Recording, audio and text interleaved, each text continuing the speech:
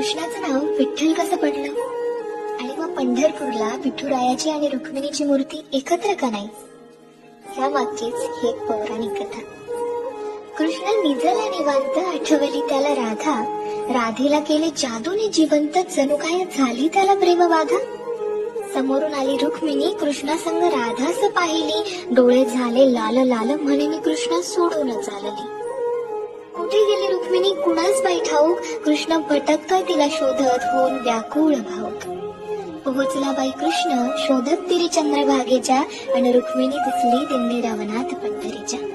कृष्ण म्हणवितो रुक्मिणीस, पण ती रुसलेली फार, म्हणतो कसा, अगं रुक्मिणी कसा करू मी तुझ्या विना वैकुंठाचा संसार.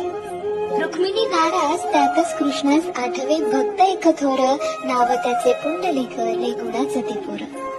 पुंडलिकाच्या घरी आली कृष्णाची गबाई स्वारी, पुंडलिक करीतो आई बापाची सेवा, ठेवून उभा विटेवर कृष्णाला दारी.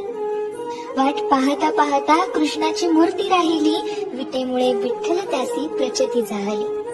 28 युगे झाली लांब उभी राहुनी, रुक्मिणी रुसवातो धरी, अवघ्या भूमंडळाचा संसार बघत विठ्ठल उभा विटेवरी. भूमंडळी म्हणे विठ्ठलास बाप, आणि रुक्मिणी साई, आणि बोला जय जय विठो बालक. Download ShareChat.